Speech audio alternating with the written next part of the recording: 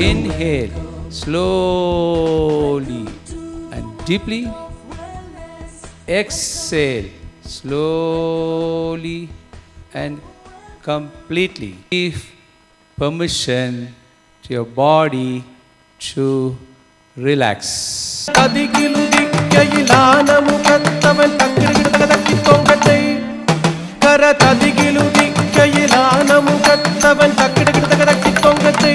Our respected Dr. Dr. Kaarthikeyan to give his Congress message for you to get inspired. Good morning, ladies and gentlemen. Well, Noni morning, wellness morning. Dr. Peter's association is infectious. You get beneficially affected by being with him. I always wondered how he is able to bring people from all parts of the globe with similar. It is what he says is oneness. Wellness is oneness. Even the World Health Organization in its preamble says, health is not just absence of disease. It is the physical, mental, spiritual well-being. That is health. And again, in our own scriptures, and I am sure in all the scriptures all over the world, what we aim is harmony of the body, mind and soul. Again, oneness. It is only when you have all the three in unison, in harmony, wellness is created in a person. So, today in a world which is afflicted by all sorts of divisions, race, caste, community, religion, this Congress is aiming for oneness, because oneness only can result in wellness. And women constituting, in fact, more than 50% of the population, and who give birth to the remaining 50% of the population, men also, deserve to be not only given equal right, they have to be honored.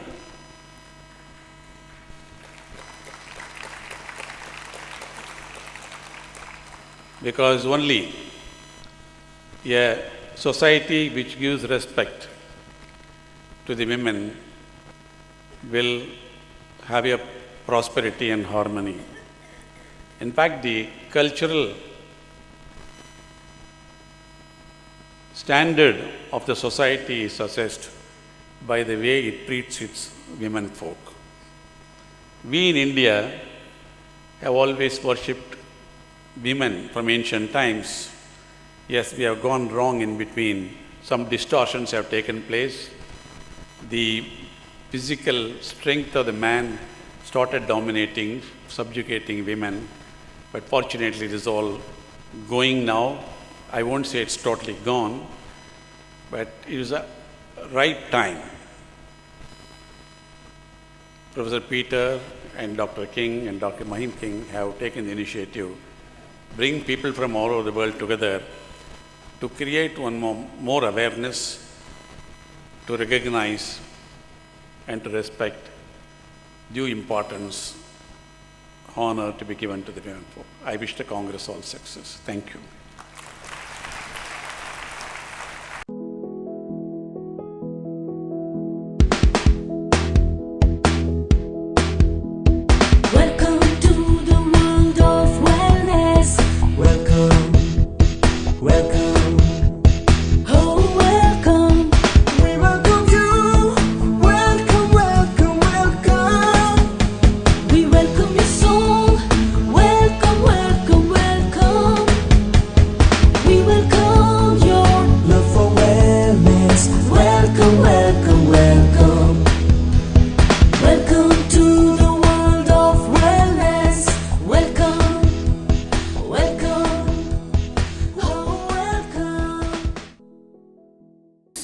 Honorable Chief Minister, dignitaries on the dais, distinguished ladies and gentlemen, when Dr. Peter discussed about the Congress, I straight away said the right person to be invited to inaugurate is Srimati Sheila Dikshit.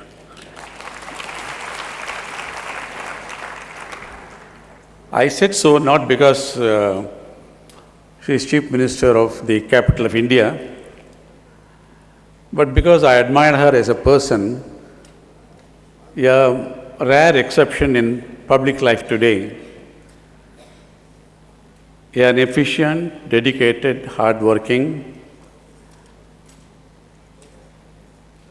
personality, at the same time, embodiment of humility and dignity,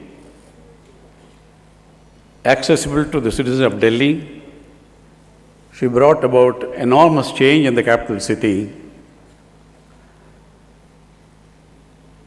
And in an interview, she was asked how did she manage to get elected as Chief Minister of Delhi for the third time. It's not easy. She was again humble and simple. She said, as a sister I was liked, as a mother I was loved, but everybody loves a grandmother. Now I am a grandmother, so everybody voted for me. Always say, because of her commendable qualities of head and heart, how I wish we have more such public people in our country or elsewhere in the world. I am not belonging to any political party, but I am a great admirer of this lady. I wish more and more of our politicians emulate her example, personal qualities and commitment to the cause also. So, you all agree now we have invited the right person to inaugurate the conference? Yes. Oh, thank you. Now, we were talking in the morning also how women constituting 50% of the population and the remaining 50% of the men also were born to women. That being so, what a tragedy we should have a conference to discuss about the rights, responsibilities, empowerment and the wellness of women. That shows the sorry state of affairs. In our own country, I mentioned to you, we had worshipped women, goddess, deity, gave all importance, respect, dignity to them. But in between something happened, distortions took place, so they were being degraded in the social status and all that. So, in fact, the progress of a nation, the culture of a nation is judged to a great extent by the status of its women. How the society treats its women, that reflects the culture of the nation. Because not only they are half the population, but influence to a great extent the growth of the remaining half, the men also. In fact, there is an ancient proverb in China and everywhere, when you educate a boy, you are educating an individual. When you educate a woman, you are educating the whole family. She is supposed to perform all the duties but has limited rights. She is always oppressed and exploited in most of the societies. No society can say they have throughout treated the woman with the dignity and respect and affection which was due to them. Her main job is to manage the home and rear the children. In agrarian society, she takes care of the cattle and participates in the promotion of cultivation, but still she has no economic freedom. She has to manage the house with whatever little money the husband puts it in her hand. During financial crisis in the family, the woman is the worst sufferer. It is women who are victimized and discriminated to the maximum at each and every stage. For many, whether they are from the rich or poor family, the daughter is generally not created at birth. Maybe if the first is a son, second daughter they welcome. And because of the materialistic ideology, women along with men form integral part of the social structure. But according to even the United Nations statistics, the women comprise 51% of the population of the world, but do 66% of the work, receive only 10% of the income, and own less than 1% of the property. I'm talking about the world at large, UN statistics. So why this discrimination is going on? Protection of human rights of women and children is of utmost priority to ensure a political order based on justice and equality and a humane and peaceful world. Gender equality is first and foremost a human right. Women are entitled to live in dignity and in freedom from want and from fear. Empowering women is also an indispensable tool for advancing development and reducing poverty. Women's empowerment lies in the ability of a woman to control her own destiny.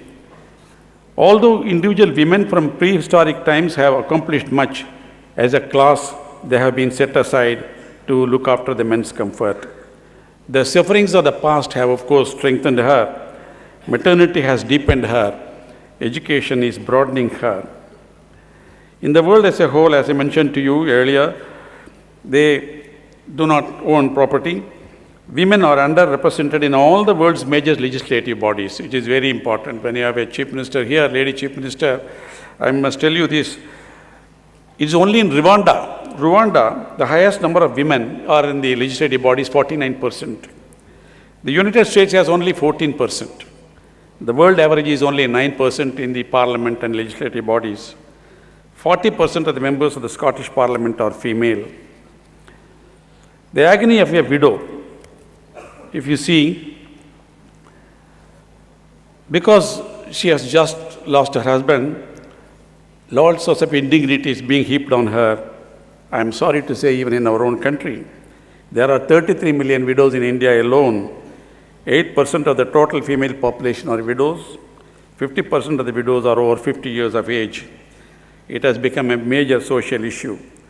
Opportunity for an occupation of her choice, employment and property rights. We have to ensure. Female education also boosts agricultural productivity.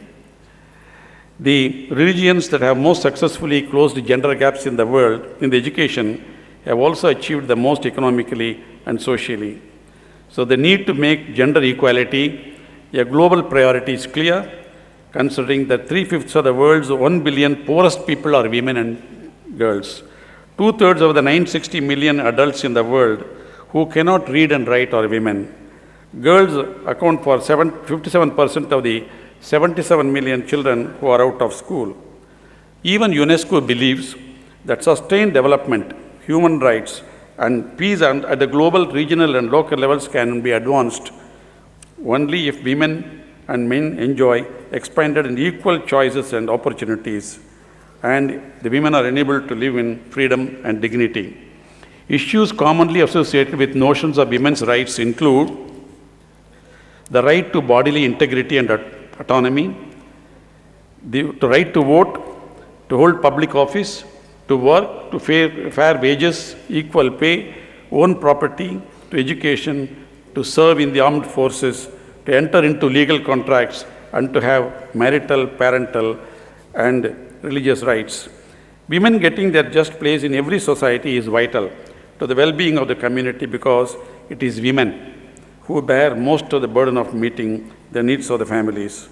Although most nations promise equality of opportunity for women, few come close to delivering it, and that future has a huge impact on the ability of the world's population to contribute fully to the economic, social, civil, and political spheres. Education is only one of the ingredients necessary to bring about women's empowerment. Of course, you know, there are nearly 1 million children under the age of 16 who are in the flesh trade, the worst type of exploitation. What are the remedies? Some of the remedies are compulsory registration of marriages, training come short stay home, economic security for distressed women, Panchayat Raj to be made strong, women police cells, legal awareness to be imparted to the women folk. In spite of all the tall promises report again and again, even in our own country, women's reservation bill assuring 33% reservation in the parliament is yet to become law. Empowerment has numerous dimensions: security, sense of security, vision of a future, ability to earn a living, ability to act effectively in public sphere, increased decision-making power.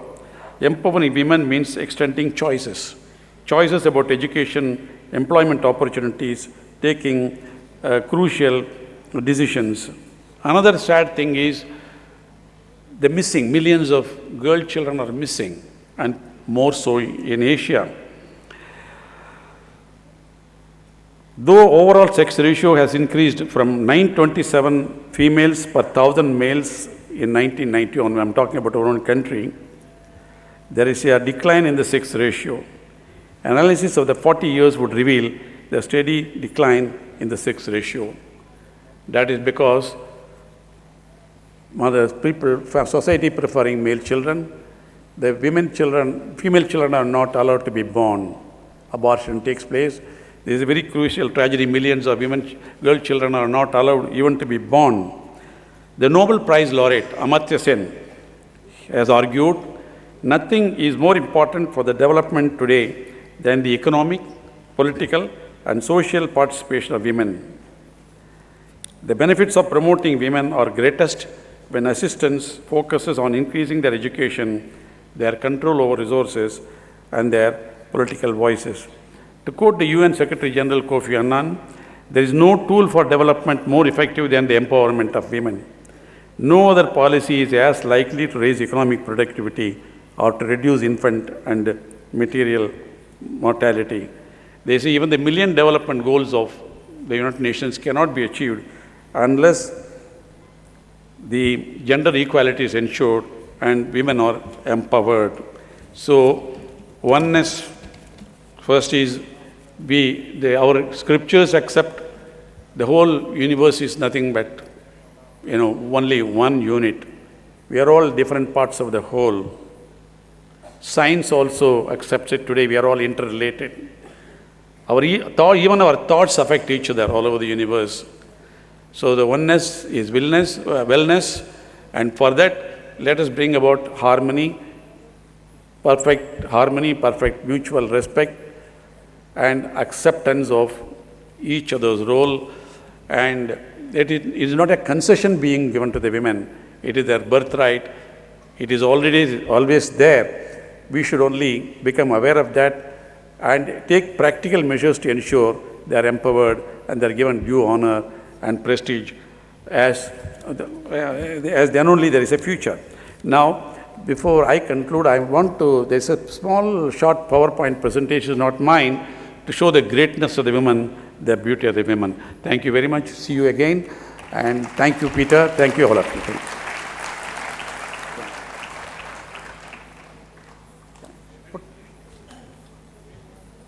Wait, she is putting on this. Can you read it? Otherwise, I have to read it. What is that first? Duration of women. Okay.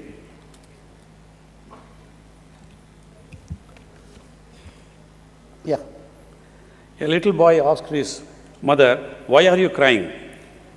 "Because I am a woman," she told him. "I don't understand," he said. His mom just hugged him and said, "And you never will." Later, the little boy asked his father, "Why does mother seem to cry for no reason?" The father said, "All women cry for no reason," was all his dad could say. The little boy grew up and became a man, still wondering why women cry. Finally, he put in a call to God, and when God got on the phone, he asked, "God, why do women cry so easily?" God said, "When I made the woman, she had to be special. I made her shoulders strong enough to carry the weight of the world, yet gentle enough to give comfort. I gave her an inner strength to ensure childbirth and the rejection that many times comes from her children." God also said, "I gave her a hardness that allows her to keep going when everyone else gives up and take care of her family through sickness and fatigue without complaining." God continued, "I gave her the sensitivity to love her children under any and all circumstances, even when her child has hurt her very badly. I gave her strength to carry her husband through his faults and fashioned her from his rib to protect his heart. I gave her wisdom to know that a good husband never hurts his wife, but sometimes tests her strength and her resolve to stand beside him unfalteringly. And finally, I gave her a tear to shed. This is hers exclusively to use whenever it is needed. You see, my son, said God, the beauty of a woman is not in the clothes she wears, the figure that she carries, or the way she combs her hair. The beauty of a woman must be seen in her eyes, because that is the doorway to her heart, the place where love resides. Then it is another episode. A man was sick and tired of going to work every day while his wife stayed home. He wanted her to see what he went through, so he prayed to God, Dear Lord, I go to work every day and put in 8 hours while my wife merely stays at home. He also prayed, I want her to know what I go through, so please allow her body to switch with mine for a day. Amen. God, in his infinite wisdom, granted the man's wish. The next morning, sure enough, the man awoke as a woman. He arose, cooked breakfast for his mate, awakened the kids, set out their school clothes, fed them breakfast, packed their lunches, drove them to the school, came home and picked up the dry cleaning, took it to the cleaners and stopped at the bank to make a deposit, went grocery shopping, then drove home to put away the groceries, paid the bills and balanced the checkbook. He cleaned the cat's litter box and bathed the dog. Then it was already 1 p.m.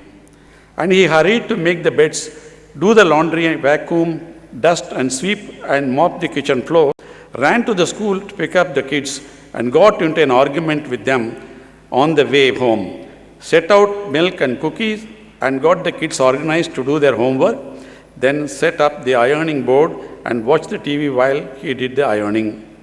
Already it's 4:30 p.m.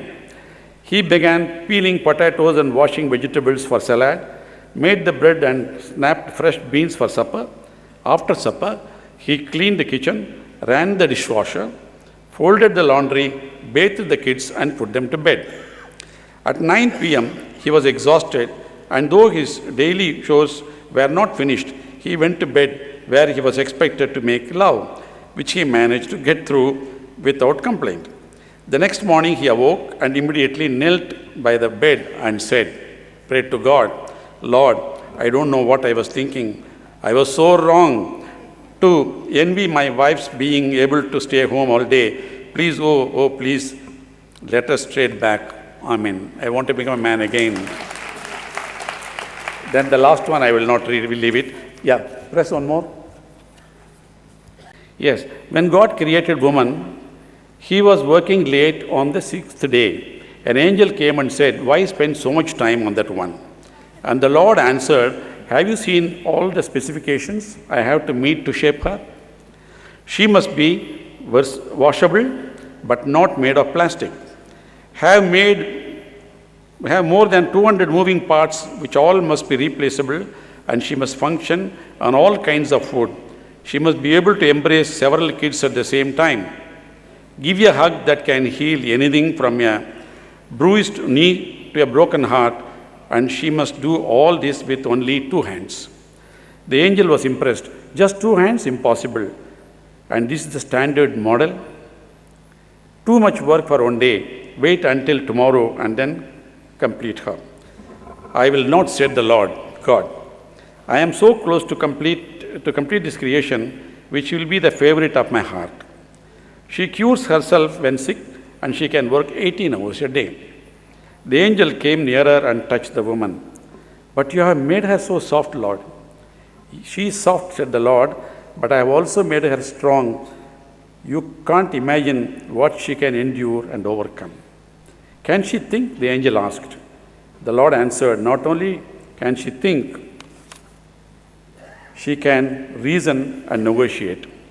The angel touched the woman's cheek. Lord, it seems this creation is leaking. You have put too many burdens on her. She is not leaking, it's a tear. The Lord corrected the angel. What is it for? Asked the angel.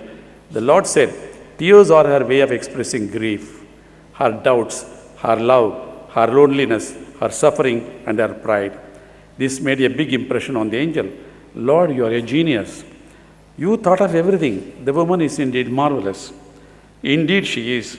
Woman has strengths that amazes man. She can handle trouble and carry heavy burdens. She holds happiness, love, and opinions. She smiles when feeling like screaming. She sings when she feels like crying, cries when she is happy, and laughs when she is afraid. She fights for what she believes in, stands up against injustice.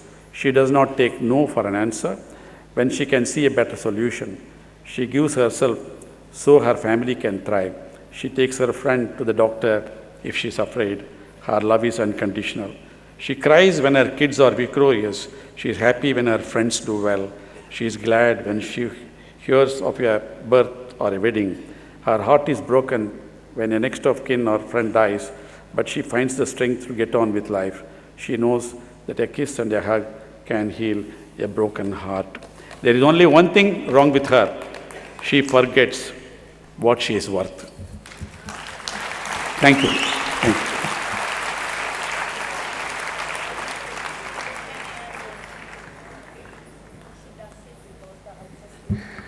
Thank you, Dr. Kaarthikeyan, for giving us a great thoughts, great episodes about a mother and a woman. Thank you, thank you, thank you.